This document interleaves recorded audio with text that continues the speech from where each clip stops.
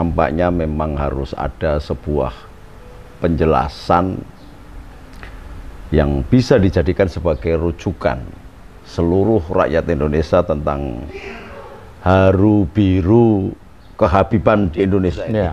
Maka sore ini alhamdulillah saya kedatangan tamu sahabat saya yang insya Allah juga Habib beneran, dengan nasab yang cetok gitu ya, dan cuman rambutnya masih gaya Ahmad Albar.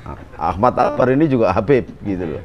Nah, ini Beb, saya kepengen penjelasan yang langsung aja sehingga sanadnya itu bisa bener.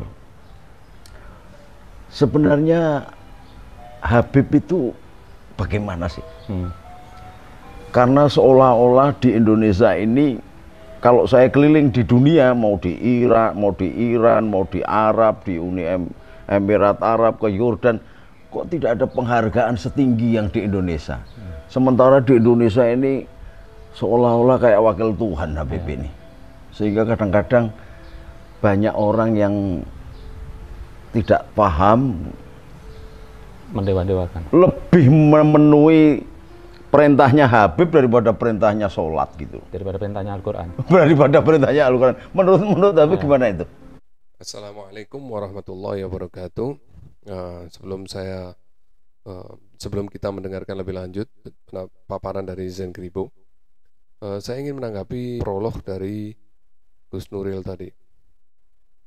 Jadi pada intinya beliau menghadirkan Zen Kribo untuk menjelaskan kepada viewernya, kepada subscribernya, kepada viewernya tentang apa dan siapa Habib itu. Jadi, nah, reaksi saya bahwa Gus Nuril ini sengaja bukan mencari kebenaran, melainkan mencari pembenaran atas apa yang menjadi etikotnya dia selama ini tentang habaib. Sehingga wajar kalau beliau mendatangkan narasumber orang yang sepemikiran dengannya tentang habaib ya. Kalau memang Gus Nuril ini seorang yang mencari kebenaran, tentu dia akan mendatangkan atau mewawancarai narasumber yang representatif. Representatif artinya bagaimana? Bahwa orang ini memang mempunyai kedudukan di kalangan para habaib. Misalnya dia pemimpin suatu pesantren yang besar, seorang habaib pemimpin suatu pesantren yang besar, atau pemimpin organisasi para habaib, yaitu Robito Alawiyah. Yakni orang-orang yang boleh dibilang representatif dari habaib, sehingga layak untuk dijadikan narasumber menjawab pertanyaan-pertanyaan yang berkaitan dengan habaib. Nah, tapi kalau yang dihadirkan seorang seperti Zen Kribo ini, yang kita kenal komentar-komentarnya, statement-statementnya yang penuh dengan falasi, dan bagaimana kebencian dia terhadap sosok habaib yang tidak sepemikiran dengannya, lalu dia pukul rata bahwa habaib semuanya seperti itu. Bahkan tidak jarang dia juga menjelek-jelekan yang tidak ada hubungannya dengan apa yang dia bahas, misalnya menjelek-jelekan Yaman, menjelek-jelekan Hadramaut, ulama-ulama Hadramaut. Ini kan suatu hal yang aneh sekali, orang seperti ini dijadikan narasumber. Nah, kita apa yang kita harapkan dari jawaban dia, kecuali jawaban yang merupakan ekspektasi dari apa yang Gus Nuril harapkan. Untuk menjadi apa? Pembenaran terhadap etikotnya dia, bukan dalam rangka mencari kebenaran, melainkan mencari pembenaran terhadap kebenciannya dia selama ini terhadap habaib. Kalau dia mengatakan tidak benci, ya buktinya statement-statement beliau selalu minor terhadap Habib, terhadap habaib. Nah, coba kita dengarkan bagaimana paparan Zen Kribo. Ya, Assalamualaikum warahmatullahi wabarakatuh. Waalaikumsalam. Saya ingin mendudukkan dulu kedudukan Habib dalam Al-Quran. Banyak salah memahami Ahlul Bait dalam Al-Quran itu dipahami Habib dengan konteks menunjuk ayat, aku tidak meminta suatu upah pun atas seruanku ini kecuali kecintaan kepada keluargaku. Kalau konteksnya ayat itu berarti kaitannya kepada yang atas, yang maha suci. Nah, di sini ayatnya diminta apa? Sebelum kecintaan itu apa? Ada atas seruanku, berarti kaitannya kecintaan dengan ajaran suci. Berarti siapa ajaran suci? Kalau memang ajaran suci berarti kecintaan pada keluarga ini apa? Keluarga yang disucikan.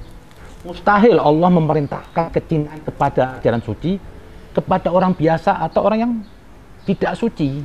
Akan tersesat orang. Nah, siapa di sini keluarga yang suci? Kembali kepada ayat Al-Ahzab 33. Aku di sini sesungguhnya Allah bermaksud menghilangkan dosa dari kamu, wahai Ahlul Bait, membersihkan kamu sebersih-bersihnya. Nah, jadi konteks Ahlul Bait tadi kaitan dengan ayat ini. Jadi berarti tidak semua Habib itu Ahlul Bait. Salah asu itu. Oh. Nah, dari di sini siapa Ahlul Bait? Ada lagi hadis Nabi, hadis kisah. Di situ disebutkan Fatimah, Hasan, wa Husain, wa Ali. Oh, yang seperti yang dijadikan puji-pujian orang NU itu ya? Ya, Li itu. khamsatun utufi biha. Itu sudah tepat tuh. NU itu memang sulit, torikohnya sudah torikoh Rasulullah lah. Semuanya Islamnya rahmatan. Nah, di sini, nah banyak orang di sini memahami Ahlul Bait ini Habib ini dikaitkan pada Ahlul Bait. Kalau Habib dikaitkan pada Ahlul Bait berarti ini orang suci dong. Jadi kecintaan kepada Nabi itu bukan semata cinta-cintaan. Yang dimaksud cinta kepada Allah, kepada ajaran suci itu apa? Kaitannya taat total kepada ajaran suci ini. Sebentar, Beb. Ahlul Bait itu yang disucikan. Nah, yang masuk suci itu semua keturunan Nabi yang sampai barangkali sampai sudah 1600 tahun, atau hanya tertentu, atau yang seperti yang dikemukakan atau dijadikan pujian itu. Li khamsatun utufi biha kharul wabail khatimah al mustafa wal murtado wabnahuma wal fatimah. Ya.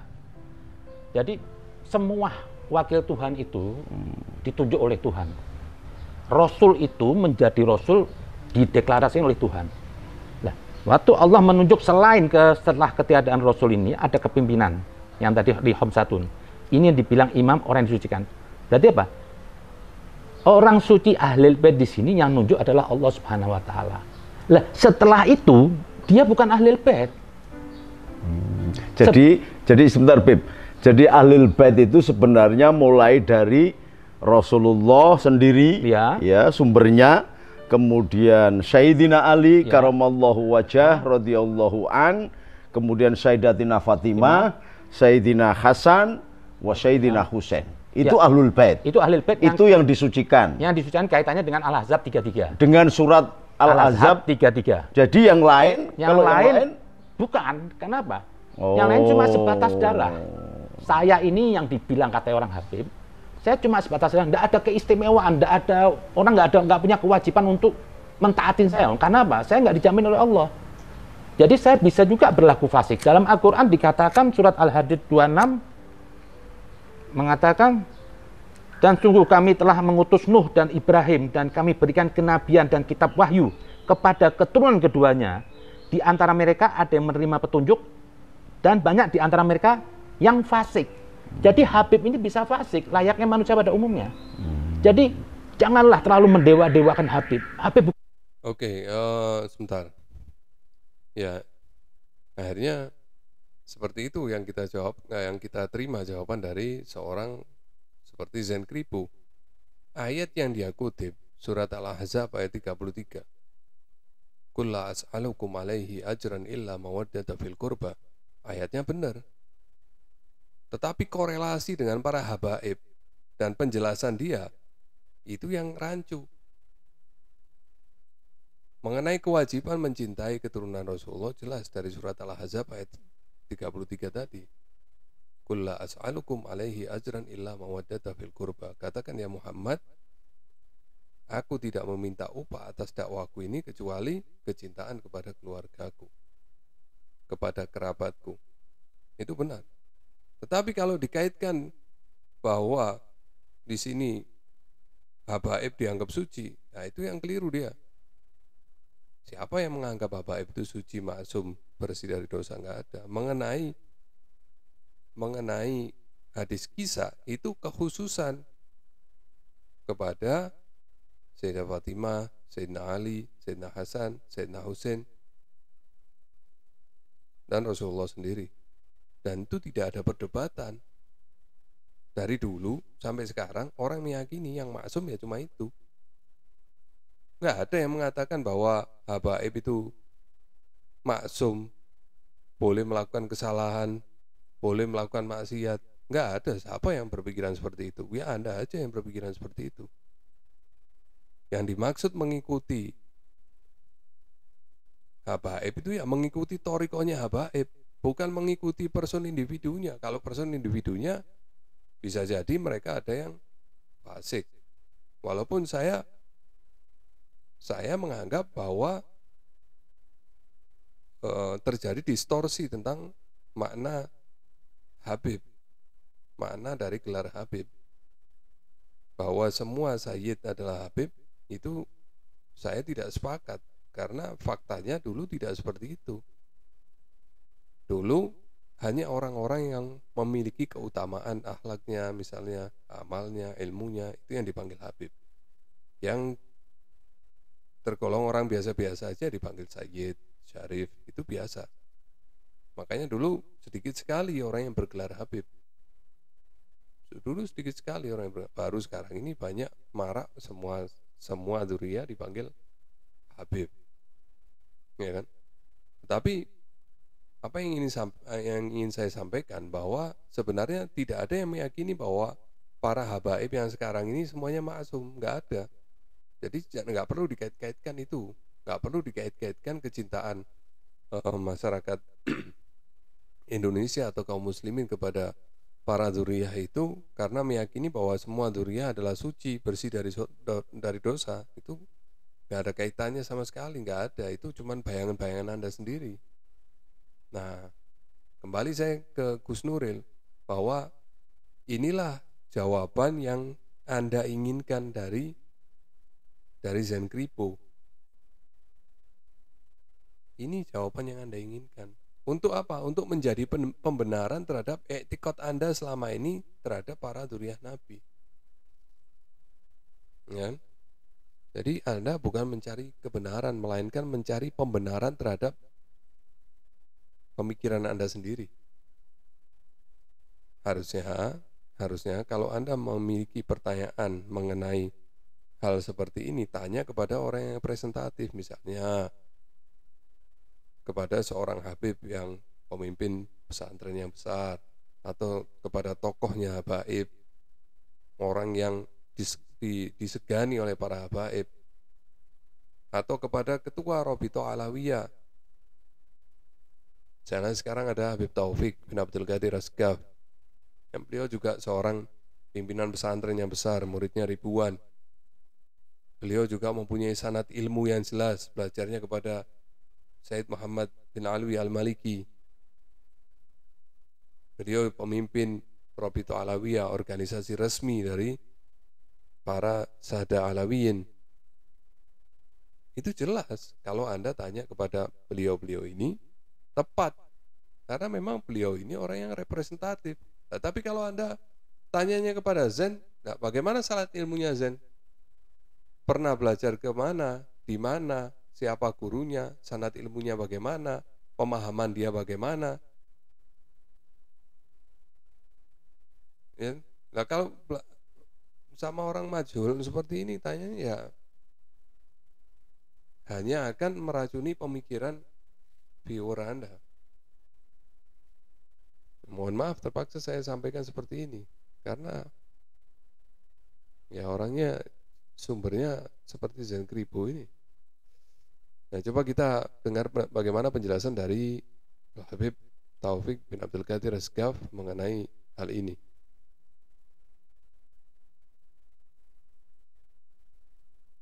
Bentar. Bismillah. Jadi ada satu hadis begini, ahibbullaha lima yaghdukum bihi min ni'amih. Cintailah Allah karena Allah banyak memberikan nikmat kepada kamu.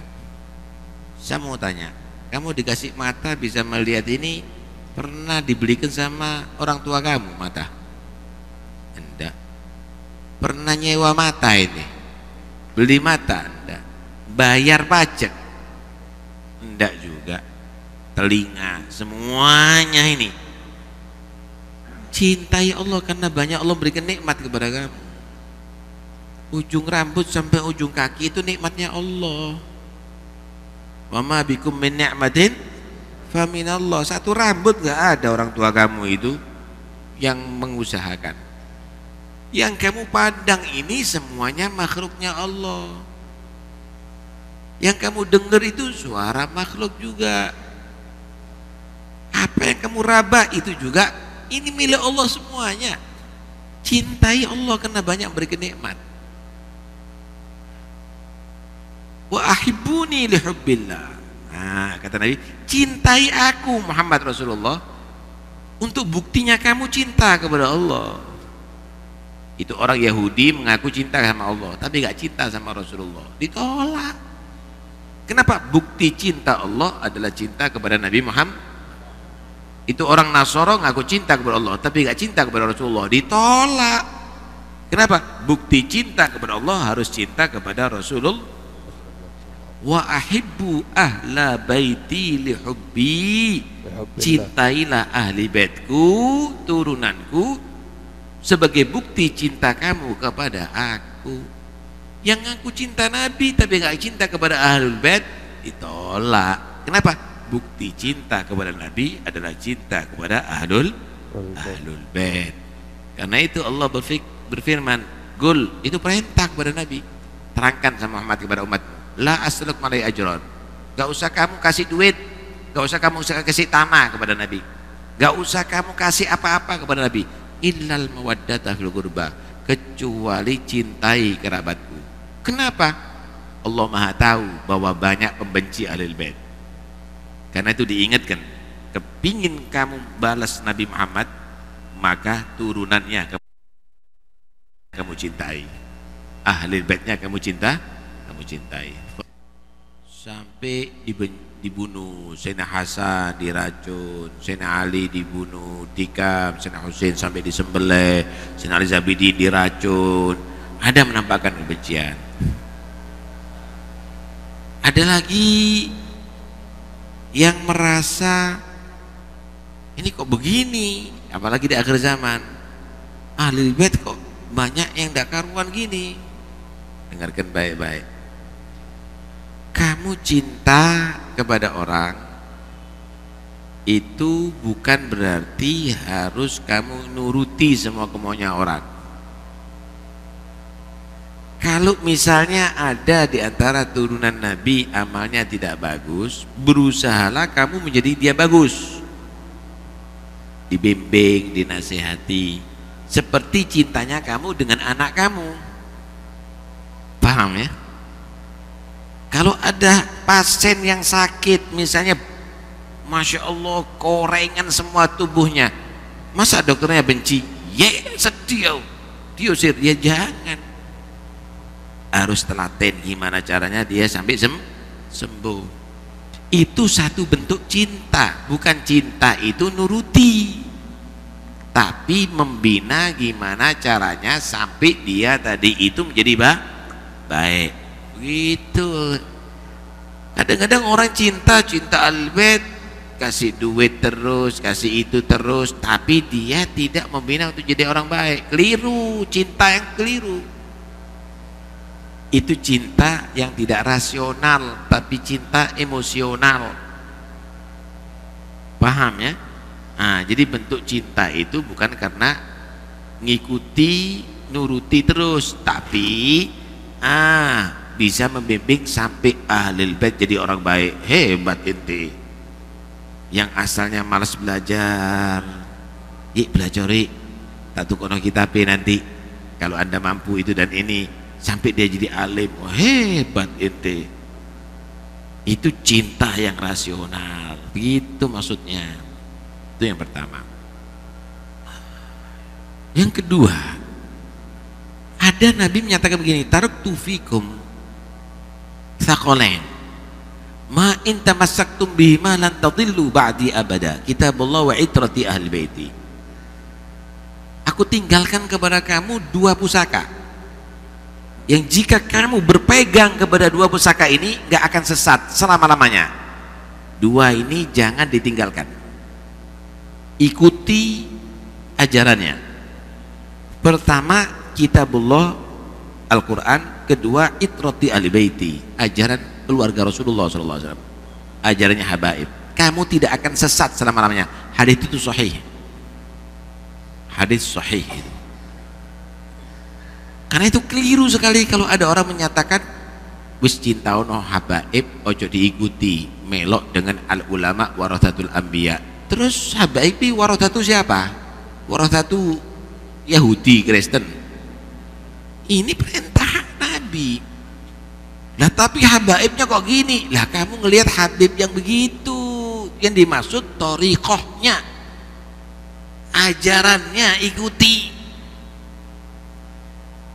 Ajarannya Habib, misal nih di Al-Quran begini, menurut Habib gimana ya ajarannya? Di hadis begini, menurut Habib gimana ajarannya? Ambil itu. Itu perintah Nabi itu. Besok coba melok ikiai, kamu tidak akan benar. Pegangi kitabullah wa itrati al-baiti lam tadillu. Nabi menyatakan tidak akan sesat selama-lamanya kamu.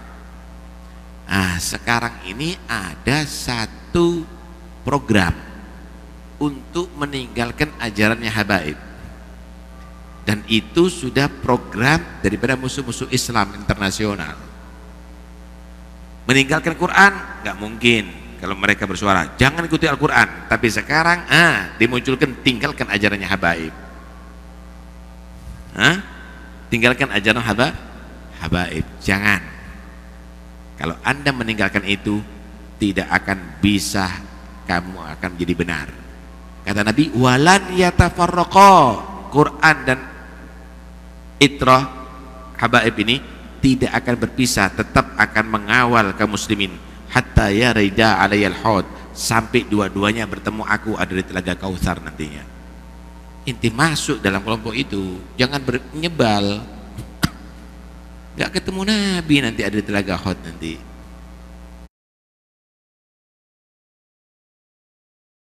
Oke, alhamdulillah. Berarti jelas ya penjelasan dari Habib Taufik tadi, bahwa mencintai para habaib itu mencintai secara rasional, bukan hanya emosional.